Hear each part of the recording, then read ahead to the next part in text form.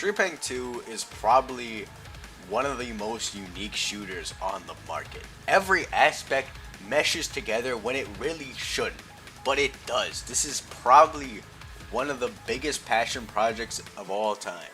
It's almost hard to put into words how much I love this game. I mean, this should be enough, but like... Trepang Studios, holy shit, they did not have a lot of options for a first game. They have truly created a game unlike any other, incredibly cinematic, incredibly fun, and honestly, the only way I could really break this down is to talk about everything. Nope, I'm not saying it. The game begins with you strapped to a chair, forced to watch, I guess, trees and nuclear bombs, being interspliced with a guy killing people with a sword, with some sort of highly advanced stealth system, allowing him to go invisible. He gets to your cell, cutting the feed and, well, running off. You stand up from the chair, able to walk, but very dazed. As you walk out of your cell, you notice something. They didn't want you near anything, especially firearms, and your cell number is 106. As you move around the facility, you get introduced to the game's stealth mechanic, and the stealth dot. The stealth dot basically tells you how lit up you are and how easy you are to spot. And stealth is very paramount in this situation because you're in handcuffs and they have guns. You will die. So it is incredibly important to remain as silent as You're also allowed to go invisible, exactly like that guy before. Invisibility is incredibly important because it allows you to get out of a lot of tight situations, but it's for an incredibly limited amount of time, so you gotta know when and where to use it. You progress into the security room, uncuffing yourself and getting a gun. The pistol is the perfect jack-of-all-trades weapon, which, you know, makes sense. It is the first weapon, it should be good at everything. But if you really want to, you can optimize it for very specific things. You can change it to a burst fire or fully automatic for more close range combat. You have an attachment like the compensator, which slows down your gun but makes it way more consistent and accurate. And the other two I'm going to get into more detail with the combat because they go hand in hand very well. Also with the cuffs off, you get full access to your movement. The movement having sliding, jumping, mantling, and kicking. You might be thinking, how is kicking a movement thing?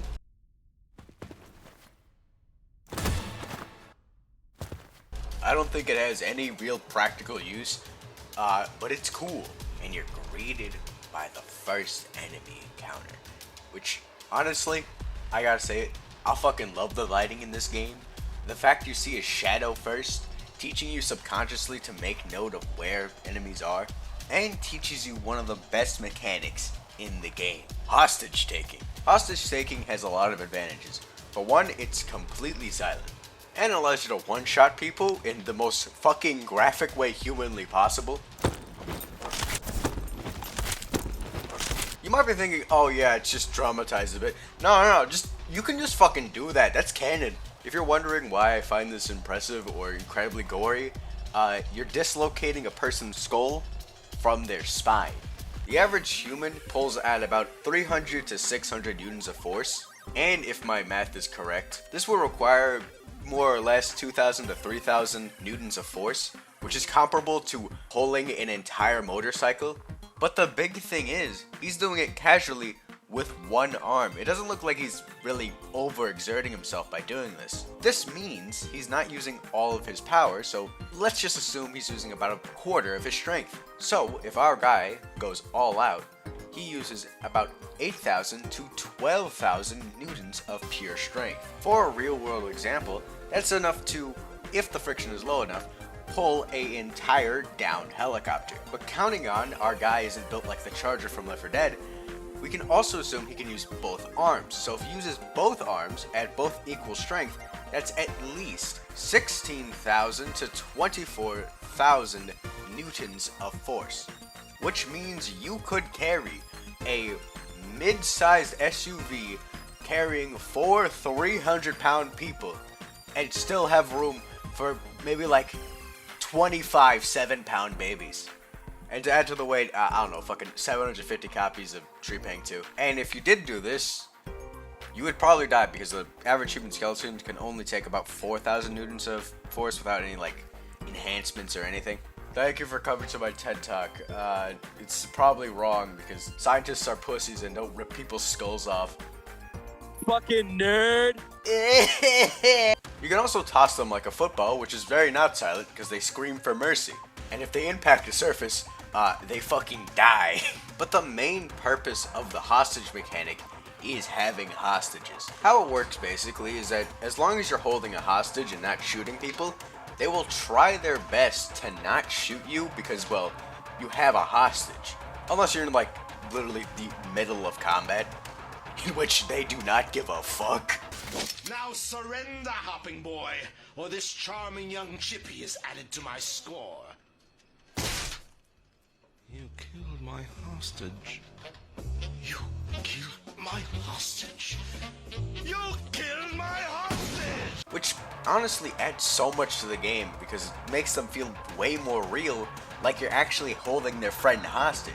Well, usually their friend. Hey, whatever your name is, what's your serial number? Are you expendable? Nope, not gonna happen. You are guilt-tripping me. I don't know that guy. You can also attach a bomb to them so you can toss a live human grenade. Or, you know, add a bit more style to your final kill.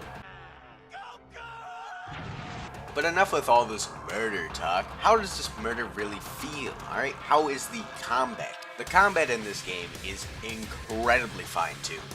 Basically, everything I talked about before has a piece in the combat. First, let's talk about the easy stuff, the gunplay. Obviously, you can kill enemies by just shooting them, but if you look closely, my stamina bar becomes yellow. This is known as boost stamina, and no matter what amount your stamina is at, it will set it to max, and for the next handful of seconds, you have infinite stamina, increasing your speed incredibly. Not to mention this game has slide hops, which gives this game such an addictive feeling because every time you kill an enemy, the next kill comes way faster. And this is from any kill. You can just grab a guy, fucking open him up like a Capri Sun, and get moving. You can toss a guy into space, start moving around, and by the time he lands, he will refill your stamina. The game gently guides you to play as aggressive as you like, especially with its other mechanic, focus. Focus is basically your just max pain bullshit. It slows down the game, puts a filter on it, and that's basically it. Honestly, you can choose not to use it and you'll have the same experience. The only times I really use it is when I actually need to slow down because occasionally the game is too fast for me. Or when I'm just doing stupid shit. Kobe.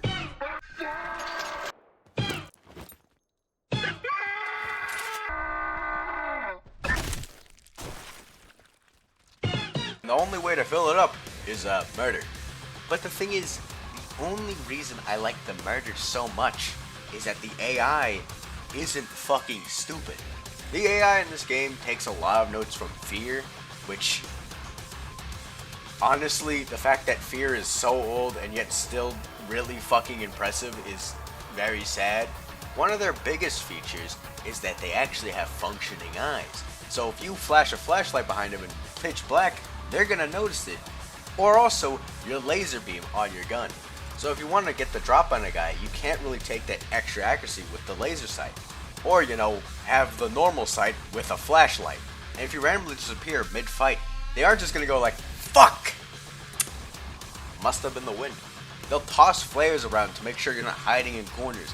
They'll fucking spray in your general direction. They actively give orders to each other to try and flank you, which you can listen to and counter-flank the flanker. And I'm not saying that the invisibility is useless. Quite the opposite. It's probably one of the most fun things ever because you get to fuck with the enemies so much. They'll try and flank your general location, but you will slip right behind them.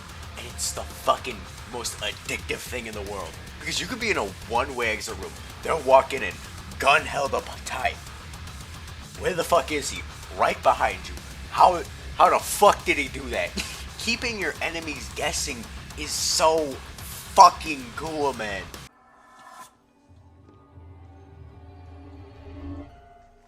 And you might be thinking, alright smart guy, you said every mechanic. How does sliding fit in here?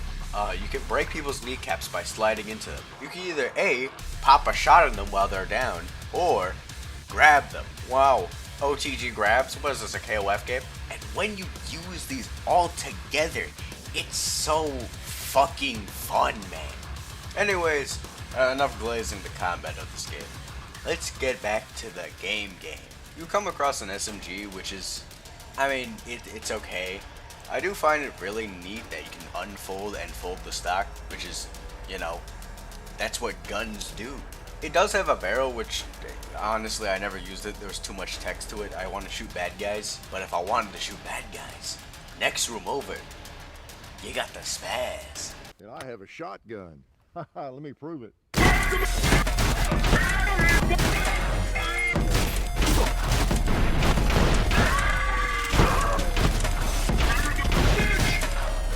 The spaz, the shotgun, the cool gun that makes people explode on impact. This is my kind of weapon. It's incredible power up close, and just the way it makes people just fucking implode on themselves. And that sound is like super. You can still fold and unfold the stock. It also has a suppressor attachment, which, I mean, motherfucker, you brought a shotgun. You can't really go sneaky at that point. There's a reason they don't have fucking shotgun as one of the things in the clue. Alright, this shit is not built to be discreet. And you can also reduce the damage but make the bullets cause burning.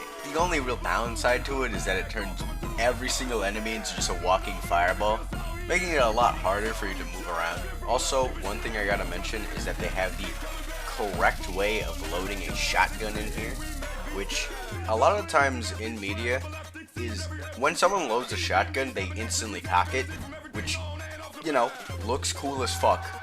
But in real life, you're just unracking a shell onto the floor for no reason. And they load the first shell on the top and then the rest on the bottom. That's just how you do it in real life. This is honestly peak weapon design. Anyways, we progress into the freezer, still having bodies littered everywhere, where we find the guy who helped us dead by his own hand, carrying a medallion marked with the letters CV. Oh my god, they freed Civi, god damn it. I wanted to be free, but not like this. We pat him on the back for a job well done, and we pocket the fucking medallion. I know it's not canon, but where the fuck did it go? That was fucking delicious. Eggs on toast. Those monitors, it could be anywhere.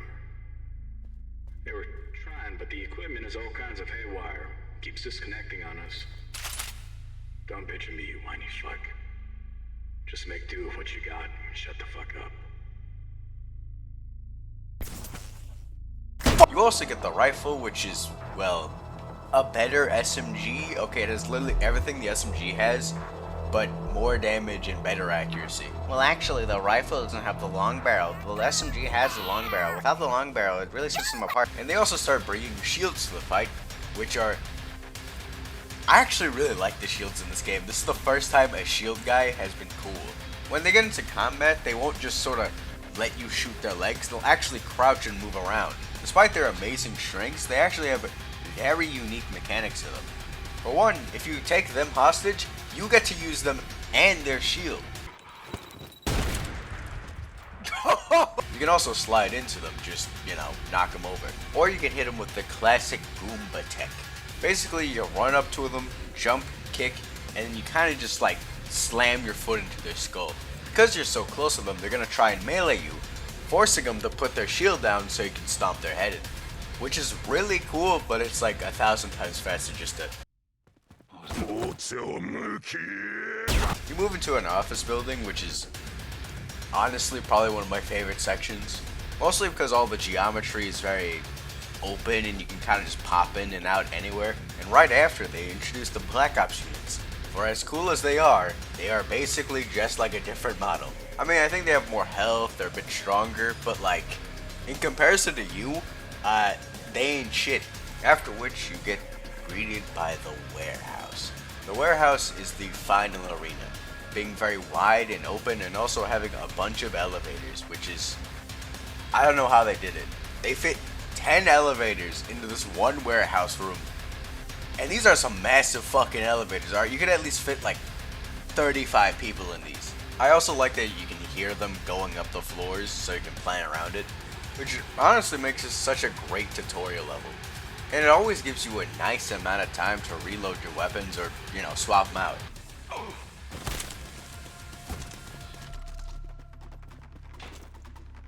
Control, this is Sierra 4 actual. Sierra 3 is KIA. Should we still move in there? Please advise. Final Batch has a sort of boss to it with the Juggernaut. I get they're called heavy soldiers, but come on, man. I know what you really are. The main gimmick with the Juggernauts is that they are practically invincible. They have some of the highest health in the game and some of the best bullet resistance, until you pop their explosive tank on their patch. Why the fuck do they have this? In most cases in games, it's like, oh yeah, it's the fire guy. You shoot him in the back, he explodes, because that's where all the flame juice is. It doesn't exactly kill him instantly, but it does break his outer shell, so you can start working on the inner shell. Which basically boils down to shoot his back and then just fucking mag dump his face. That's it. That's it.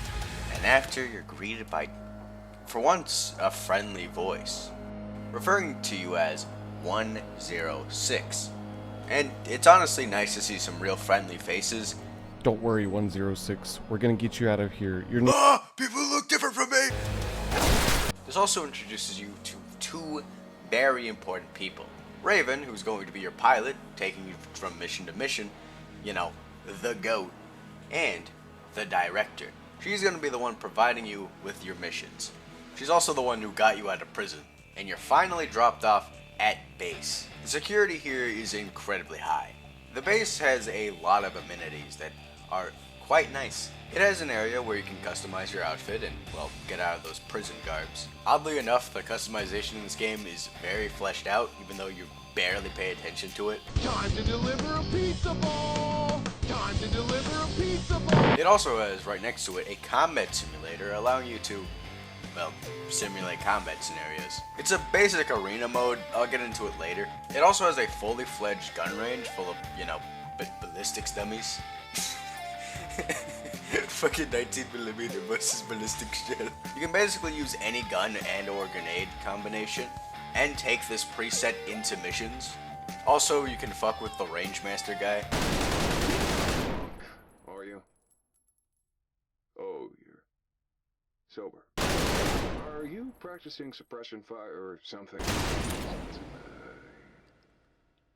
Yeah, I'm aware the mic is on. I wanted to know he's trash. Fuck you! It also has a record player, which doesn't play music, but the major important things is the mission board and the targets board. The targets board are basically enemies you can find throughout the mission that are, you know, more unique than others. But anyways, let's load up our first real mission. 106, this is Raven. I'll be your pilot from now on. See you at the helipad. Horizon's good as dead now that you're on the team. The goal for this mission is to rescue a man named Dr. Emerson. He has very high value intel that we need. The only issue is he's trapped in a Horizon building, which are the bad guys. But honestly, as the second mission, this should just be smooth sailing. Oh shit! Under fire! We're stopping here! Get out! We prematurely land in a, well, residential area. It looks less like a highly trained military base and more of a luxury resort. It even has a very corporate announcer. Volunteers should be proud. Your selflessness will be cherished in the Hall of Fame. You disable the AA gun, giving yourself access to breach rounds to get through doors, allowing yourself into the VIP area, because this bar is fucking massive. And it also has this guy.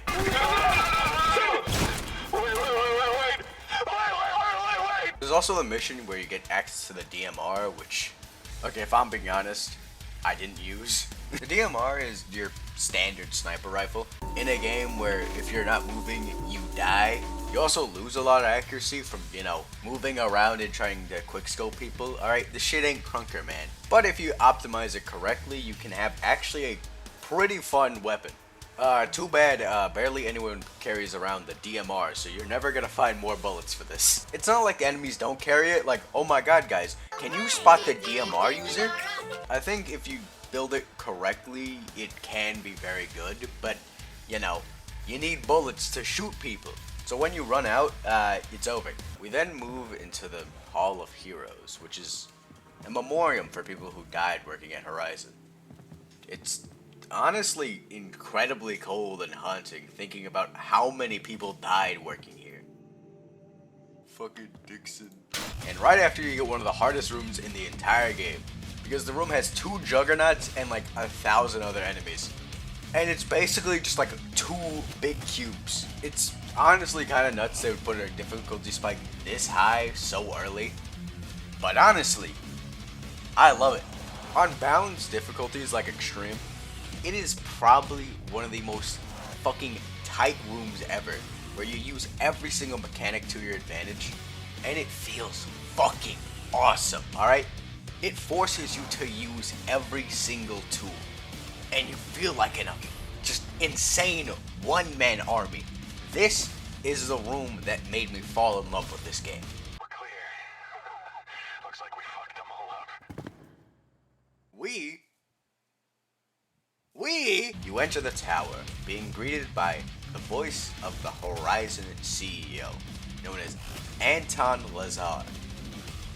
Oh my god, Anton! According to the schematics, this elevator is going to take you straight to the basement. It's probably flooded with grunts right now, but that shouldn't be a problem for a super soldier. I gotta go. Don't worry, I got it, I know, I'm the GOAT.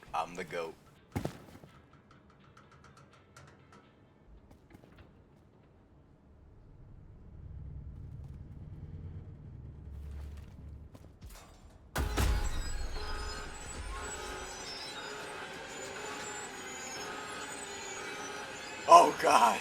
Oh god.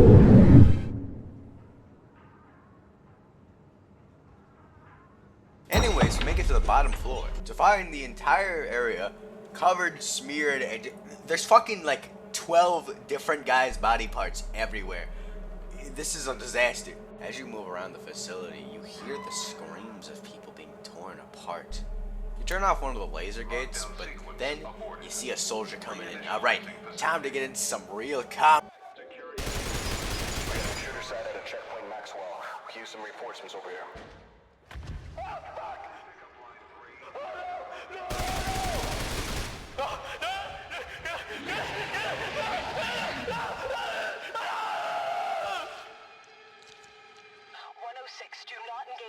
Yeah, I wasn't fucking planning to.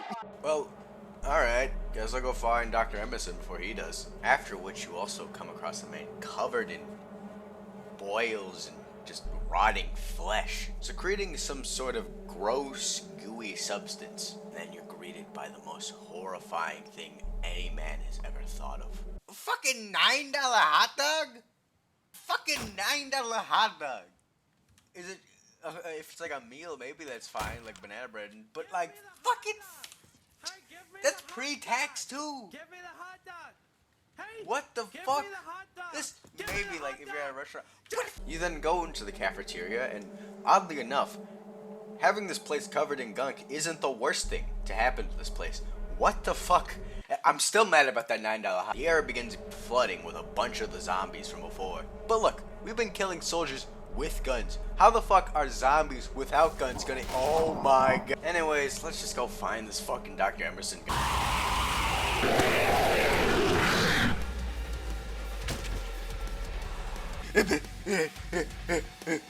Let me in.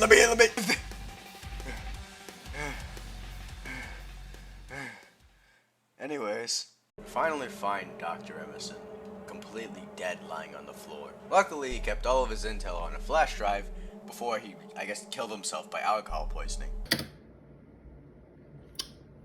Fucking based, man. But on closer inspection, he has a medallion on him marked XCV, which makes it kind of more clear that it's Roman numerals. This one represents 95, which means the previous one represented 105. You know, these numbers are oddly specific. Like, they might mean something. I mean, it's probably nothing. Alright, 106, let's get the fuck out of here. The director orders you to kill whatever the hell that thing was in the least risky way possible, by blowing up the entire facility, not risking it. The way to blow up the facility is by overloading the reactor, by destroying each one of its cores. And the only way to destroy the cores is by throwing people into them. Seems a bit barbaric, but they're less human, so it's not a war crime. Alright, let's get the fuck out. This is known as the Mothman, a creature hell-bent on murdering anything in its sights. And honestly, I love this fight, okay? The room gets slowly tighter as the fire builds up. You gotta like dodge and weave and just not get grabbed. It's fucking awesome. You quickly escape into the elevator and then, whew, it's over. Finally relax at the top of the building, waiting for extraction. It's honestly really nice up here. After all the chaos that was fucking everything, this is really needed.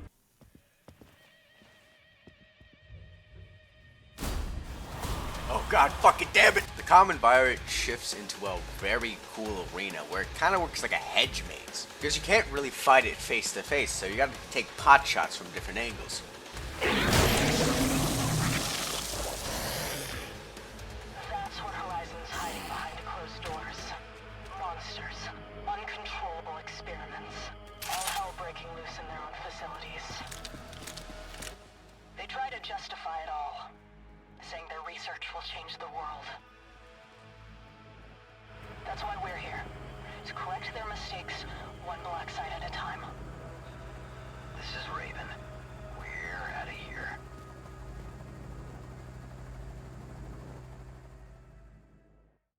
Yeah, that was just the second mission. What the fuck? So this isn't just petty beef between two private militias. It's a coordinated attack against people creating genetic monsters. Which, I mean, come on, man. They're making genetic monsters. They are the bad guys. Anyone making, crimes against humanity, being specifically designed around destroying people, those gotta be the bad guys. You are then shown to a room with a nuclear bomb, told, alright, if anything crazy happens, you blow up this whole facility. They can't have any of this shit. Can you tell that I forgot to talk about this? Okay, anyways, next mission. Those cultists are a bunch of freaks. You'll see what I'm talking about. The briefing for this mission is that Horizon is now working with a cult. So they need someone of our expertise to, mitigate this. And overall, this is a very serious mission. This is also one of the best missions in the entire game. The courtyard is one of the coolest set pieces in the entire game, and it's very paramount that you try being very stealthy here. Because if you do, every single enemy is gonna see. God damn it! The courtyard is an incredibly dynamic arena to fight in, with a lot of little hallways and little nooks and crannies you can hop up. But how about I talk about the cultists? You might think they're reskins, but they actually have very different traits. The cultist voice actor is one of the most hailed men in the entire industry, with such a wide vocal range, and shit, it's gonna be Gianni.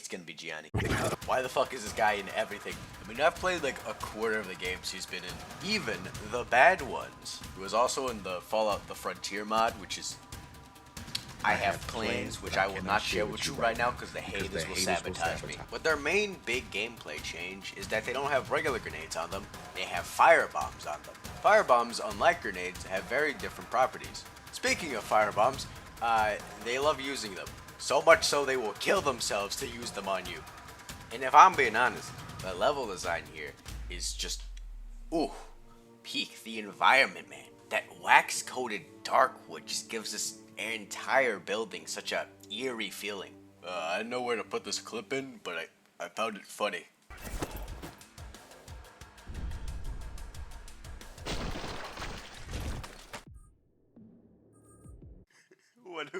When he stops holding back, what the fuck? Honestly, there's no way they can make this level any better.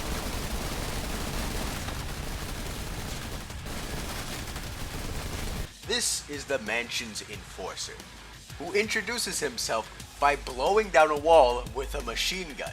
The entire level is almost completely destructible. You constantly have to fucking play mind games with him. It's amazing. It's probably one of the coolest fights in the entire game. But that's not the coolest part.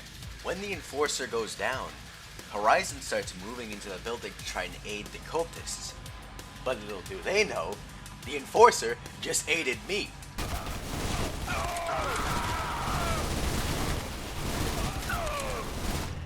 The machine gun is a amazing weapon. With its high mag, high damage, high fire rate, high fucking everything, there's basically no reason not to just fucking mag dump every single room. And it's just, ooh, so satisfying.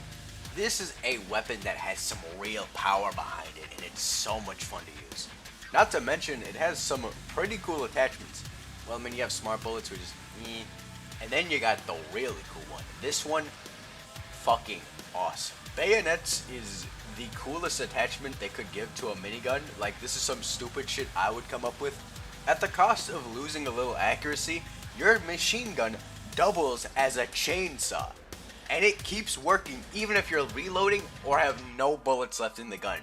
It is basically a straight upgrade. There's no reason really not to use it. Before you make it back to the courtyard, you find one of the most unique weapons in this entire game. The bolt launcher, as its name implies, fires bolts. And both options for bolt types are amazing. The penetrator, despite what its name implies, isn't that good at penetrating people.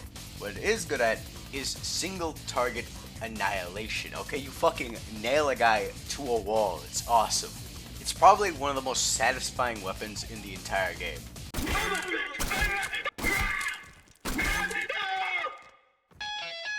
And then you have the explosive bolt, which fires 3 explosive bolts per shot, effectively eviscerating anything that's shot by it. It's not complex, it's just pure murder.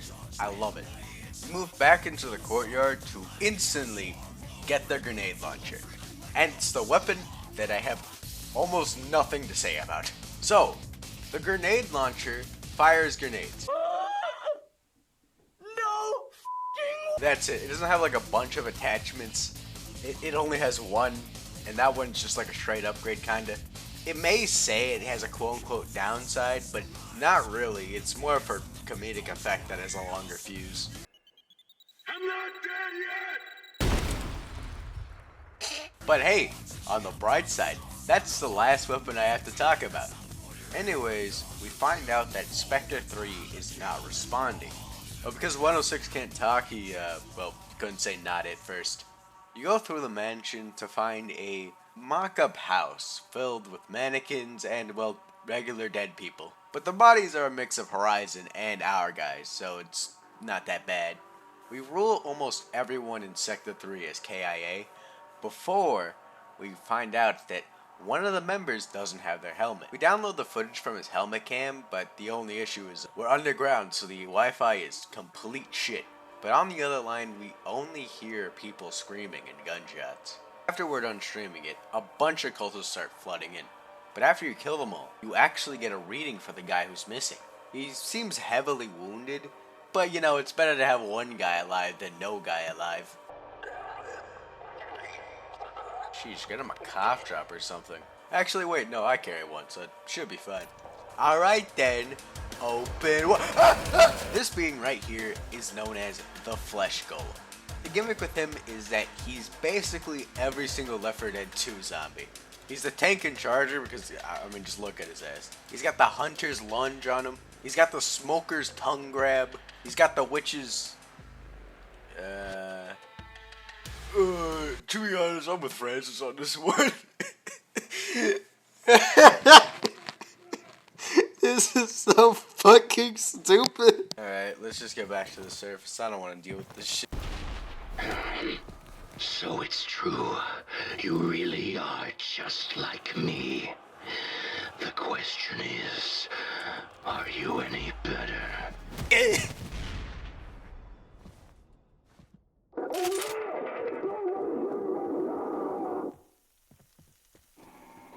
You begin hearing your comrades be absolutely swarmed by all the cultists from above. But before we can help them, how about we check out this fucking box? telling me this is just an EpiPen? Alright, well, fucking bottoms up, blue to the sky.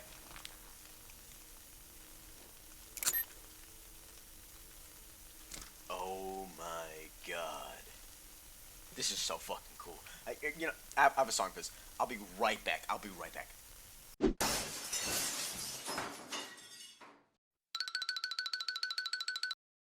Ah, Metal Aid is gone.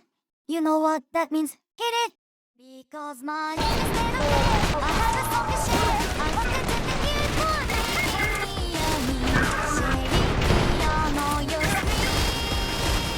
I know how to it always stays the same. And even if they change my mood, I just don't care. I will always be a band.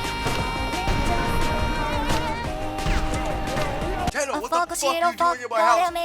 With this, you now have the ability to dual wield almost every single weapon in the game, barring two.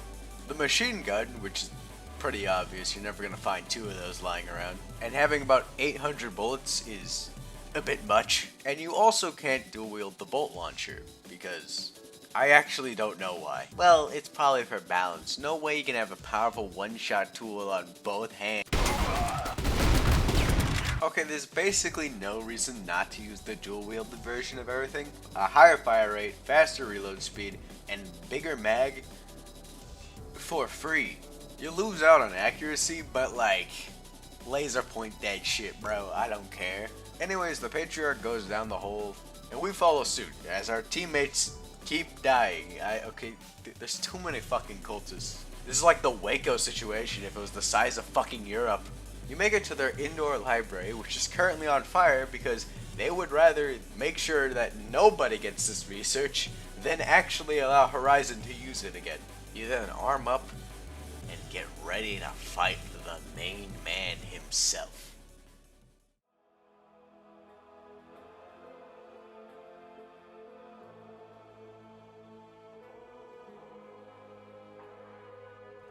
Today is a day of grieving.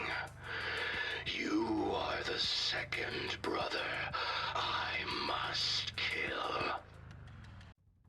The Patriarch is actually a very, I wouldn't say hard, but very interesting fight. Unlike the other bosses where they were just kind of regular guys, he has a weird special ability. He can teleport, which is abnormal. Shit, taking up roids, you can do anything. This fight is a lot, okay? Just look at the fucking screen, man. The Patriarch is also a very talkative fellow, with a lot of insight. Beware of old men in a profession where men die young.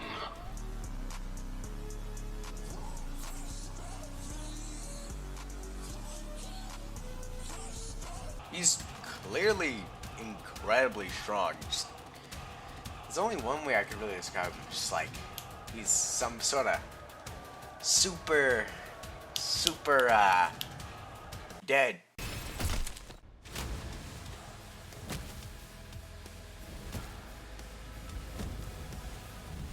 Break the cycle.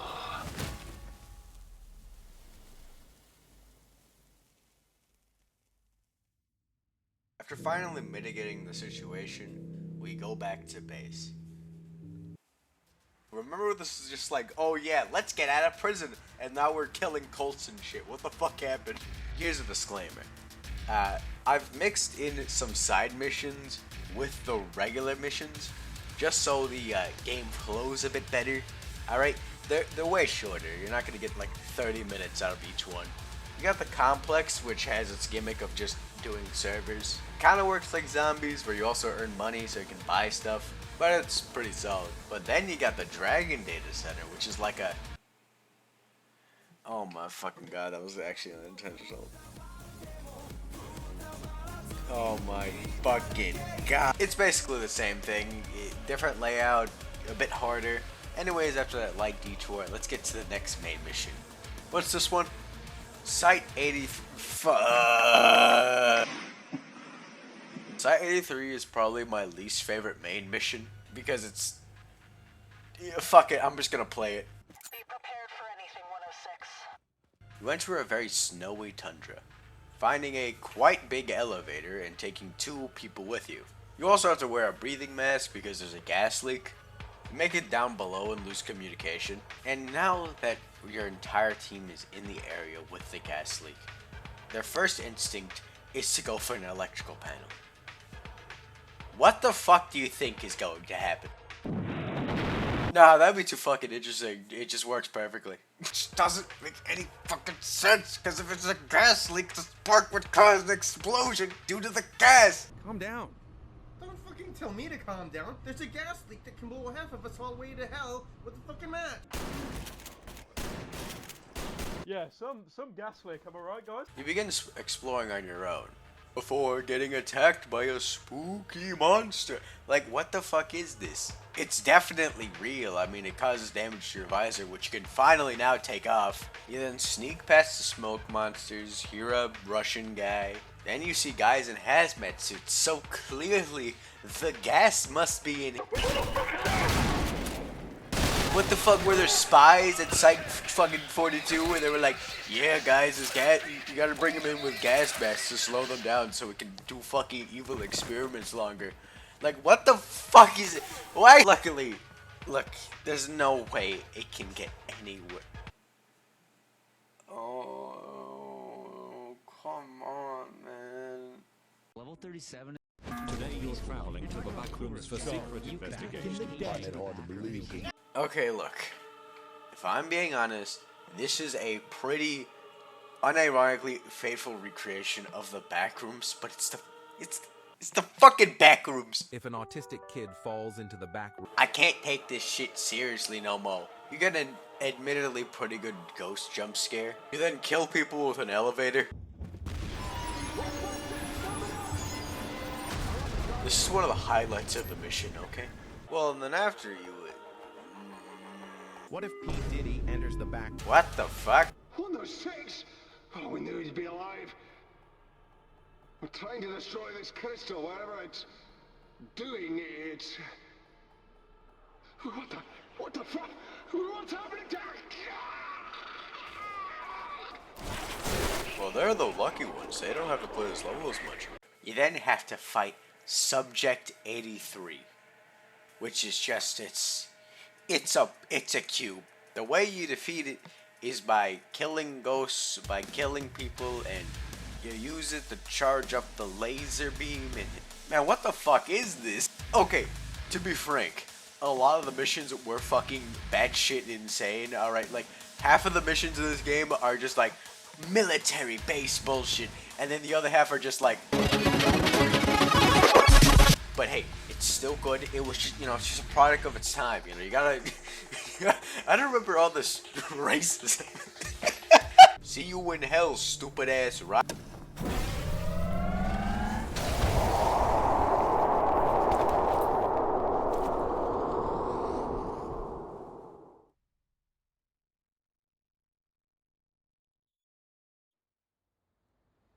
It's not your time. Yeah. I'm not seeing any survivors. Holy shit. I have eyes on Oh my god. Thank you, Raven, for taking me away from this shit ass fucking level. Alright, whatever. Yeah, no. We regroup, we learn, we chill the fuck out. How about we detox with a few side missions, okay? Let's start off with the Kellington Colliery, a coal mine that's full of the rest of the cultists, okay? Every single one of them that's left is in this mine shaft. It's a pretty fun mission, alright? You know, I like how the level's designed. It's very tight, allowing you to pop around almost anywhere. It's a fun place. And just to think how innovative this is, alright? A group marked in blue exterminating a small population? When has that ever happened? And clearly, this is just a joke about Dr. Manhattan from the hit comic Watchmen, and absolutely nothing else. Anyways, then we move on to the unidentified structure, which is very different from all the other side missions. It's a very thrown together house with a basement. The basement full of servers and cold technology. And also a weird like flesh obelisk, but that's less important. It's also got ghosts in it that you gotta shoot. But after you're finished, Horizon comes in and tries killing you, and then the mission actually gets pretty fun, counting on you have almost no cover, so you gotta use this shit ass house as your only means of defense. And honestly, I love it, okay? It's so much fun working around your limitations within the house, always using different windows and different spots to try and get a one-up on them. And it gets even worse when they pull out an actual sniper on you. And this is probably one of the most fun missions in the entire game. This is Raven. I got eyes on the LZ. What the hell happened here? You can tell me all about it later. Hop in.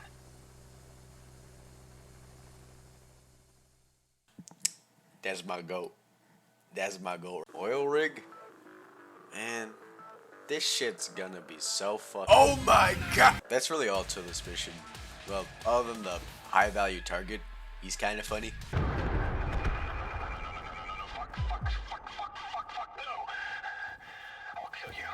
I'll fucking kill you!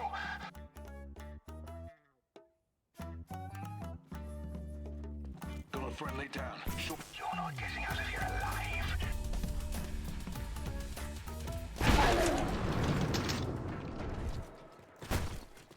We're done here, 106. Time to extract. No, I'm almost enjoying my anger. And then we have the last side mission. I saved my favorite one for last. The crash site. This one is fucking awesome. Basically, we shot down one of Horizon's cargo planes, and we gotta go check up on it. You deal with the stragglers and realize, wow, they ain't got shit here. So, let's just extract on out of here. There's no point being here anymore. 106, I got you some supplies. Damn, I got a chopper on my tail. HQ, this is Hunter. Engaging hostile chopper. Now, this is where the fun part begins. Alright, enemies are going to drop down from the sky from helicopters, and you're gonna have to deal with them, okay? You're gonna be very outgunned and outnumbered the entire time. But, if you plan accordingly, and you use your resources and their resources effectively, you can win. And at the start of each wave, Raven pops by and gives you a high power weapon, while still being shot at, okay? That's why he's the GOAT. That's why you need to go. And also, they start airstriking the shit out of you, and it's fucking hard as balls. It also contains the strongest enemy in the entire game. We have visual on target. Fire it up. Watch out, it's Sector 106!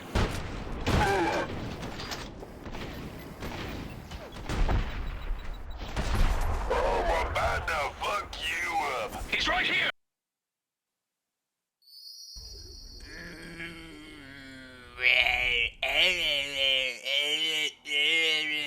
This is the rawest side mission in the entire game, okay? Alright? There's no way they can top something this cool. I've never felt such dynamic combat in this game until this section, okay? Because I honestly don't even think a plane is this long and has this many parts, but fuck it, bro. It makes the level so much more fun. And the ending is just so satisfying.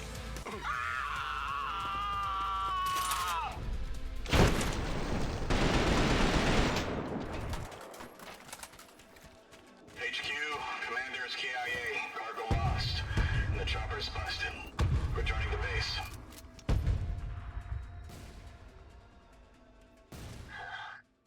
I think he had enough. Let's bring you back home. All objectives completed. Outstanding work, 106. How the hell are you still alive? Who's my favorite little psychopath? Okay, look, I got a little excited. Anyways, here we are to Horizon HQ. This is where it ends. Ladies, gents, this is it. The final level. Horizon needs to pay for everything they've done. To us. And to you. Taking off. Sparrow, take it off. Falcon taking off. Director, 106 is on board. Moving to rally point. The level design and atmosphere really peaks here. I mean, it should. It is the big bad place. Horizon HQ isn't exactly a big military base. It's more of like a fancy office building, really emphasized by the fact that everyone's sort of covering behind couches and just coffee tables. They were not ready for an actual full frontal assault. Not to say that they're defenseless, quite the opposite, okay? They are pulling out every single Horizon member just in a vain effort to try and stop you. After we get done with the ground floor, we can start making our way to the executive floors. It's almost over, 106. We'll stop Horizon once and for all. 106, I can barely reach you on comms. Something's interfering with the signal. Subject 106, you're not burning down an empire, you're burning down the hopes and dreams of thousands of scientists and innovators. Look around you, these aren't military targets, these are civilians. Have you ever noticed how the Syndicate is always the aggressor, always the invader? What you're committing today isn't justice, it's genocide.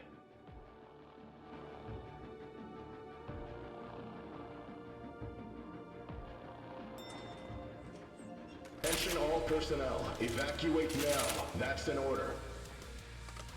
Negative, sir. We can't do that. Not until you're safe. Horizon is finished.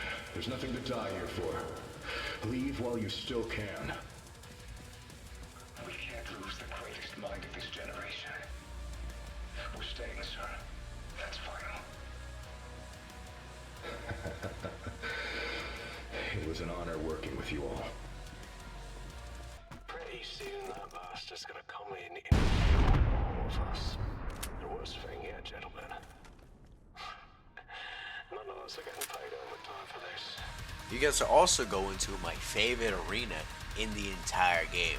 Okay, this room right here, alright, it's realistically designed to disorientate people. The geometry is nonsensical, the hypnotic visuals in the back are just, ooh, it's so perfect, alright? This is a room that really feels otherworldly. Wait, you like otherworldly places, but you didn't like the back rooms? Shut up! Shut up! Shut up! I'm sorry.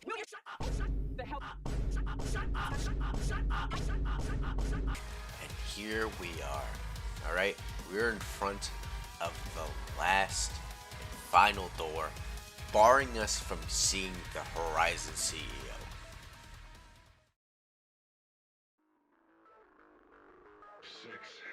What have they done to you?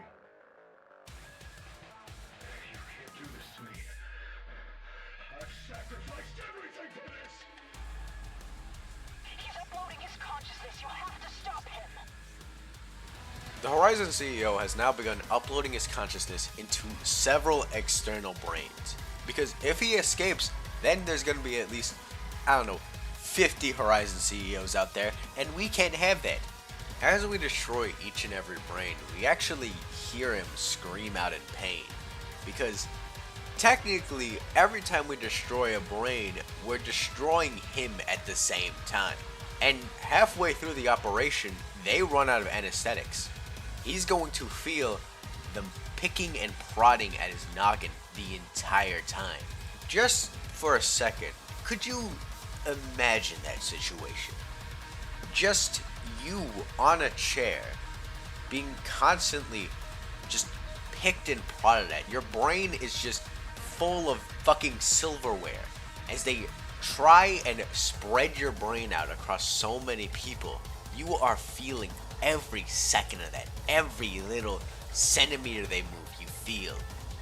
That right there is genuinely nightmare fuel. Okay, that is the most horrifying thing I could think I could go through. Other than making this fucking video, goddamn, this shit is so long. And I actually feel bad for this guy. He's pushing himself to his utmost limit for what he sees is right. That's admirable, but he's still pretty much a monster. So anyways, we grab our last batch of breach charges. Son of a bitch! I'm hit! I'm losing control! I can't stabilize! I can't! Oh, no! Nah, fuck this guy. Nah, bro. Fuck this guy. I'm airing this bitch out. Bro, I hope they fucking laced his shit, bro. I wish his anesthesia ran out like a quarter of the way through, alright? Fuck that guy. Fuck this guy, bro. You've never let me down before. This is our only option. You've lost your way. Don't trust the syndicate.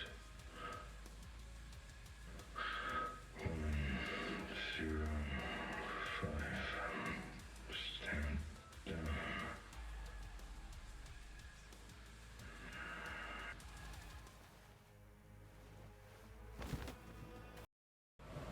Break the cycle. What are you talking about? Priority target is KIA. You've done it, 106. Horizon is finished.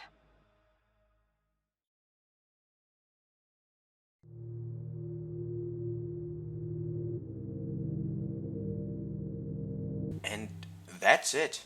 Horizon is finished. There's no way for them to ever return without their greatest mind.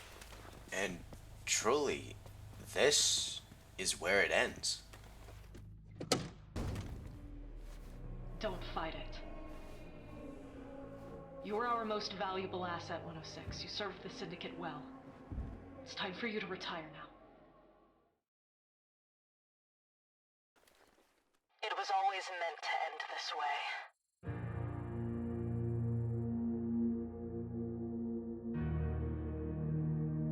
You're one of many cycles, 106.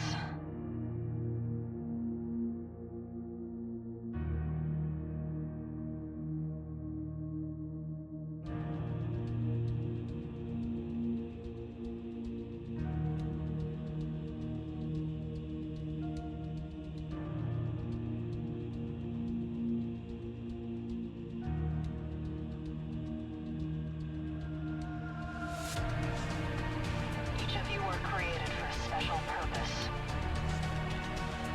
The enemy triumphs today, but our sacrifice will not be in vain. For we have planted the seed to break the cycle. If only you knew.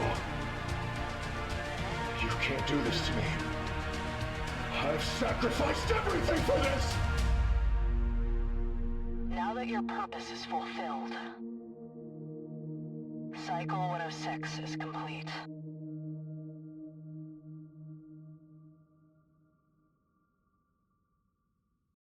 Operations are complete. Stand by. Acknowledged. Terminate Cycle 106. He served us well.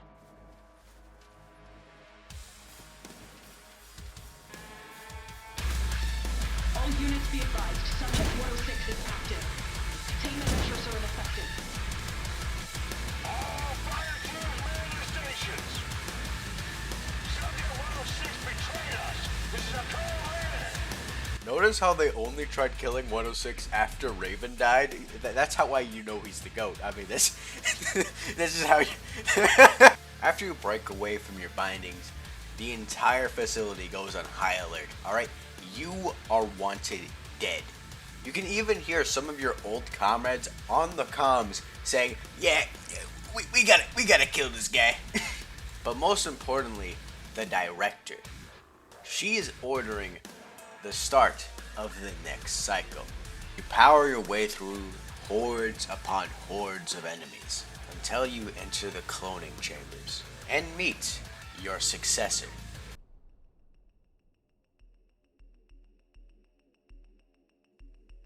Initiating cycle 107.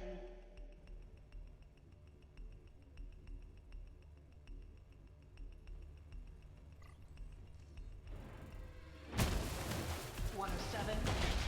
Terminate subject 106.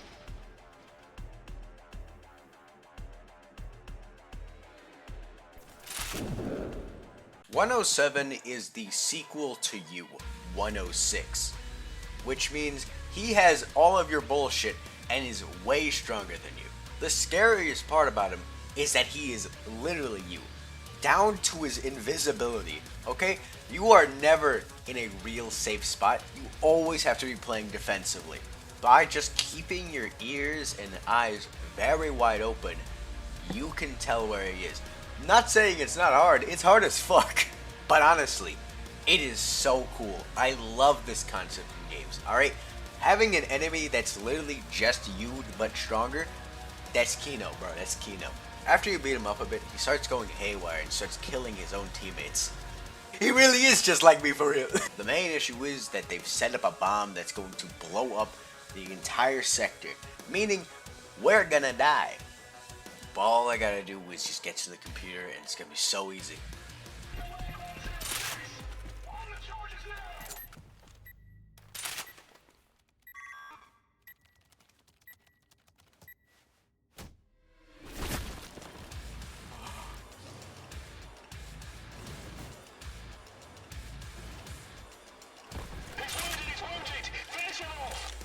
106 is now down an arm, meaning he can no longer dual wield or take people hostage. And you can't throw grenades, alright? It does not get any worse than this. You push forward and finally make it to the nuke room. And you're left with this message. There is no extraction. Destroy the facility. You will be remembered. Break the cycle.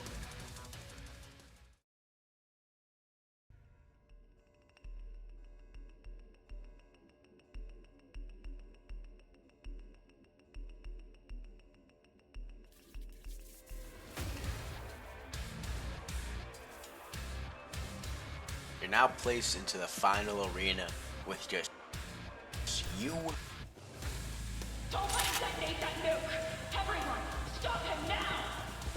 You're now placed into the final arena with just you, 107, and the occasional guard that appears, but it's basically just you and 107. This is where 107 fully focuses up, alright? He begins deflecting bullets, and you really gotta treat this like a Dark Souls boss, okay? You gotta dodge and hit this shit. But with enough focus, you can put him down. Despite 107's strengths, your will to break the cycle surpassed him.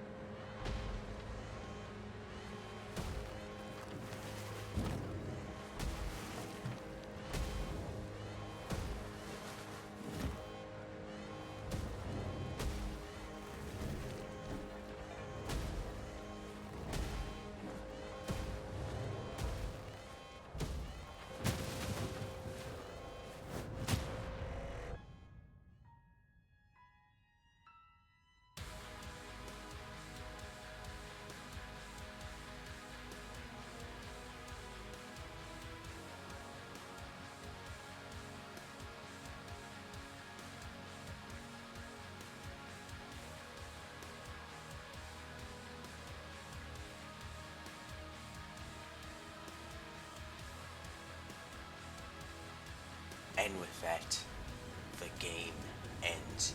There will never be another cloning facility making monsters for evil, for good, Alright? For the gray area, it will never happen again.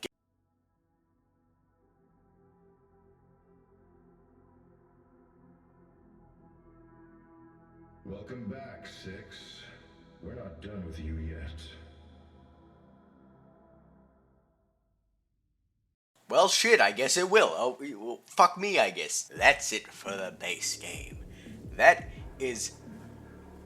Okay, that was a lot. Anyways, what happens after the game?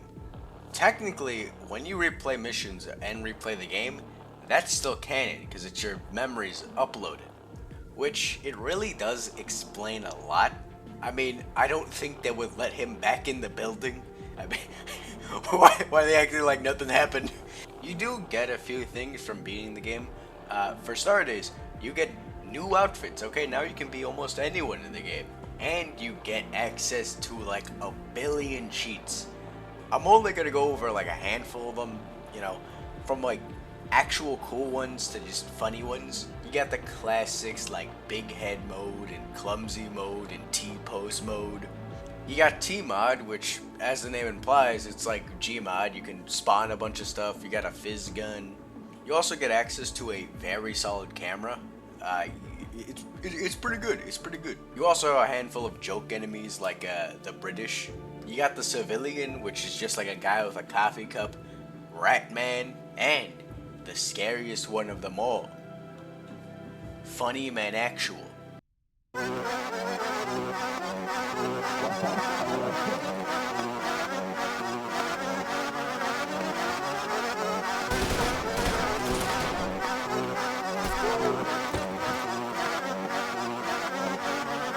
Oh yeah, you can also turn them into pinatas. And then you got my favorite cheat, ADS, which allows you to ADS with every single weapon in the game. Yeah, I should have probably mentioned this. This game previously did not allow you to, you know, aim down sights. I think that's pretty cool. But we're not getting to the coolest part of the cheats. See, with cheats, you're allowed to no-clip, allowing you to areas you really shouldn't be. Like, right behind HQ, there is just a bunch of hanging bodies. Lore explanation? I don't fucking know, bro. You can interact with them, which is... okay, that's kind of funny. But overall, the no-clip is pretty neat, alright? You know, you get to see areas where, you know, all the other guys are around, and they're pretty much fully modeled. What the fuck? But my honestly just favorite secret is this one, okay? If you no-clip through this very specific spot, you get sent to a stairwell, where you then come into contact with a mannequin, which it's like Slender Man. You get like all staticky, and when you approach, you get sent to the pressed person enters the back rooms. Firstly, the entities would be fucked. This is actually really cool. Okay, alright, before you go all like, wait a second, so you fucking hated it when it was before, but now you like it now, bastard? Okay, there's kind of a difference, alright? The first one, unavoidable, like dog shit, alright? And it was very boring. This one is actually really cool. You had to no-clip into it. There's no other way of getting in here other than no-clip. This backrooms area is massive, okay? Probably one of the largest flat plains in the entire game. And it is full of random bullshit. But when you make it to the exit, you enter the actual dev room. That's pretty cool. You also have the DLC, which is very fun, very cool, but I'm not going to talk about it. For the simple fact is that I couldn't really fit it in anywhere because I was going chronological, so technically I should have gone with Blade Kisser, then did the base game, but then you also kind of lose out on the twist of like, holy shit, they're both evil? Oh my god, I love morally gray characters. Fucking evil organization is shit. Evil director woman. Evil organization is key. You also got the battle simulations, which they're now fully unlocked, so yeah. You also got the in-game skins, which, I mean, I didn't really talk about it for immersion reasons, because they don't really fit anywhere. Not to say I don't like some of the skins. Some of them look really nice, alright? I'll fuck with them. But honestly, I don't think another game will ever get semi-close to Trepang's level of sheer surprise. In a sea of generally mediocre shooters, I'm talking like bare bones by the numbers, Trepang does something truly different. It takes a incredibly realistic setting and just adds a bunch of goofy bullshit to it. There's really never a dull moment in this game. Its focus on tight gunplay, absolutely bonkers premise, great movement, truly elevates it above the rest. There's just no other way of putting it. Trepang2 breaks the mold. Oh, so that's why I call it that. I did not expect this video to be this long. I was shooting for maybe like 30 minutes. You saw how that went. But thank you very much for letting your boy yap. It was a very fun experience. I had a lot of fun making this video. And, well, I'll leave you with this. 1, 2.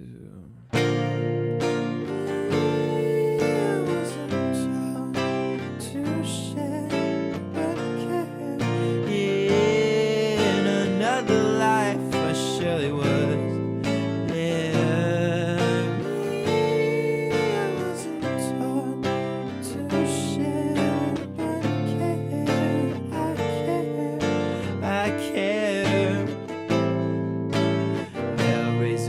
Chasing the worldly possessions, flesh making, spirit breaking. Which one would you lessen? The better part, the human heart. You love them or dissect them. Happiness or flashiness? How do you serve the question? See, in the perfect world, I would be perfect. Well, I don't trust people enough beyond their surface world. I don't love people enough to put my faith in man. I put my faith in these lyrics, hoping I make amend. I understand I ain't perfect, or probably I won't come around. This time I might put you down. This time I ain't give a fuck, and I still feel the same now. My feelings might go.